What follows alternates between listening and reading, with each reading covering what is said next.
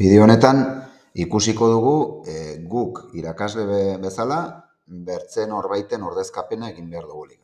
Vale? Horretarako aukera ezberdinak daude. Bat izan daiteke hemen gure mezuetan, guri esleitu zaigulikan ordezkapen bat, gure mezuetan agertuko da. Hemen ni sartu naiz eta ikusten da ordezkapen bat esleitu zaitela urriaren 18irako lehendabiziko saioan.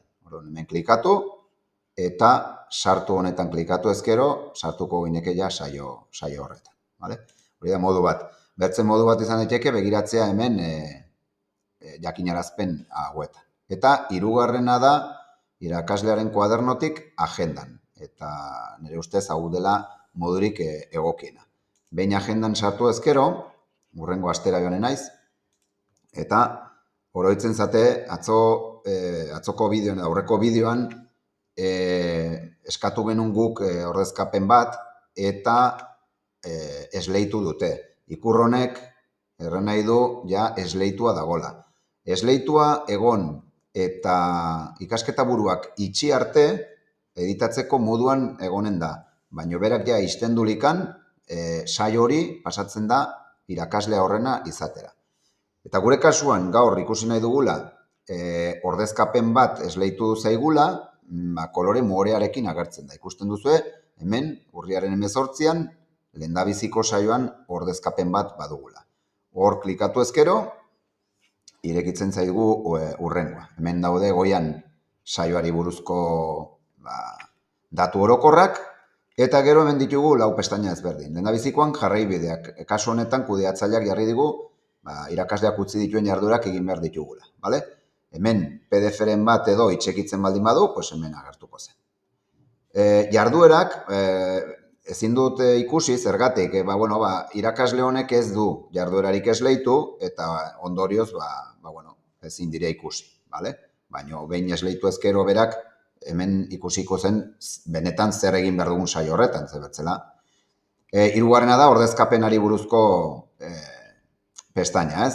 Hemen, nik idazten aldut, eta, oharren bat idatzi behar baldin badut saioari buruz, ez dakit, zerbaitek ez dola funtzionatu, edo giro txarra izan du dela, edo zein gauza, hemen idatziko nuke, eta lana egina dagoen edo ez, hemen klikatzen aldut, bale?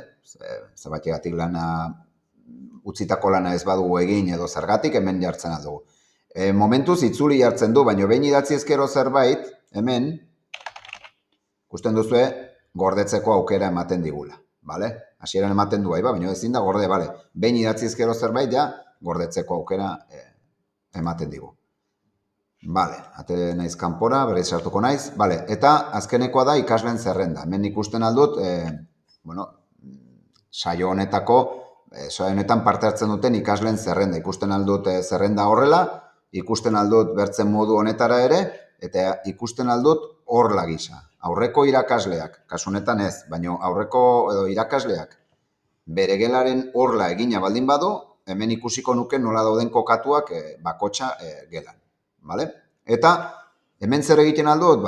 Egiten aldutena da bertaratzeak eta hutsegiteak jarri, nire saioa denez nik jartzen aldut, bakarren bat ez bada etorri, hutsegitea jartzen aldut, eta baita ere, idazten alditut idatzoar hauek ikasle bakotxarekiko, bale? Demagun lehendabiziko ikasle honi idatzoar bat jarri nahi diotela. Adibidez, kontrako portaera bat, edo bertzerik gabe, indargarri positibo bat edo, hemen dikan egin nuke, bale? Klikatuko nuke hemen, eta ematen dit aukera, jarrera positiboa, hau betetzeko. Orduan. Gobierno de Navarra. Nafarroako gobernua.